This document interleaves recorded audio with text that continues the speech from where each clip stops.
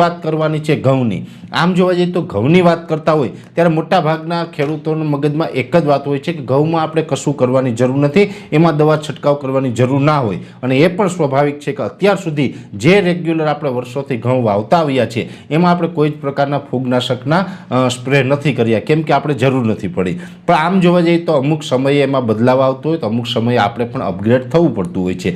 જેવી રીતે જોવા જઈએ તો અત્યારે જે ઉત્તર ભારતના અમુક વિસ્તારો છે જેમાં પંજાબ હરિયાણા સહિતના વિસ્તારો છે એમાં તો ગુજરાત કરતાં પણ વધુ પ્રમાણમાં ઘઉંનું વાવેતર થાય છે અને ત્યાં અત્યારે રેગ્યુલર એક ડિઝીઝ ચાલુ થઈ ગઈ છે, જે ડિઝીઝને જે આપણે રસ્ટ કહીએ છીએ, એ રસ્ટ એટલે કે જે આપણે ગેરુને જે આપણે આવે છે, હવે એ ઘઉંની અંદર અત્યારે જે ચાલુ થયું છે એને કારણે ખૂબ નુકસાન થાય છે। એટલે ત્યાં તો અત્યારે આપણે દર વર્ષે રેગ્યુલર આ પ્રશ્ન ચાલુ થઈ ગયો છે અને હવે ધીમે ધીમે ગુજરાતમાં પણ આ પ્રશ્ન ચાલુ થયો છે।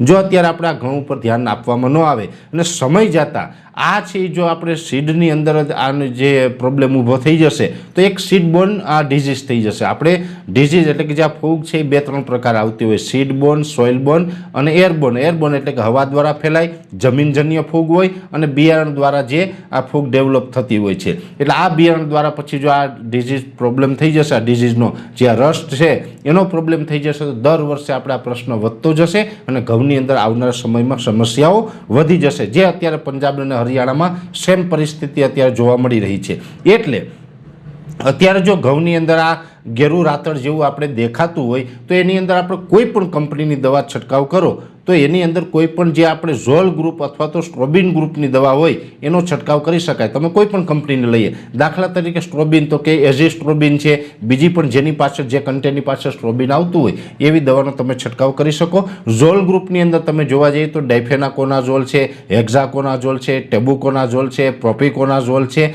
આ બધું જે ઝોલ ગ્રુપ છે એ પણ તમે છંટકાવ કરી શકો છો। એટલે ઝોલ ગ્રુપ મોટાભાગે જે પાવડી મિલ્યો આવે છે એની અંદર પણ આપણે એનો વપરાશ કરતા હોય ને આની અંદર પણ આપણે વપરાશ કરી શકાય છે। એટલે ખાસ જે મિત્રોને અત્યારે ઘઉંની અંદર જો આ રીતનું ગેરું જેવું દેખાતું હોય તો ઝોલ ગ્રુપ અથવા તો સ્ટ્રોબિન ગ્રુપ છે એની અંદર છંટકાવ કરવો જો વ્યવસ્થિત 1 થી 2 છંટકાવ કરવામાં આવે તો આને આપણે રોકી શકીએ છીએ। અત્યારે ગંભીર સમસ્યા નથી, પણ સમય જતાં આપણે ધ્યાન નહીં આપવામાં આવે જો આ બિયારણની અંદર જ આ ડિઝીઝ પછી ડેવલપ થતી જશે તો આવનારા સમયમાં પંજાબ હરિયાણામાં જે અત્યારે પ્રશ્ન છે એવો પ્રશ્ન પણ આપણા ગુજરાતની અંદર આવી શકે છે। એટલે કાં તો જો તમે કેમિકલ પેસ્ટિસાઇડ મુજબ જે આ ખેતી કરતા હોય તો તમે ઝોલ ગ્રુપ અથવા તો સ્ટ્રોબિન ગ્રુપની દવાનો ઉપયોગ કરી શકો છો, અથવા ગૌમૂત્ર અને છાશ છે એ પ્રાકૃતિક ખેતીની અંદર જે આપણે ઉપયોગ કરીએ છીએ એ રેગ્યુલર કરી શકાય છે।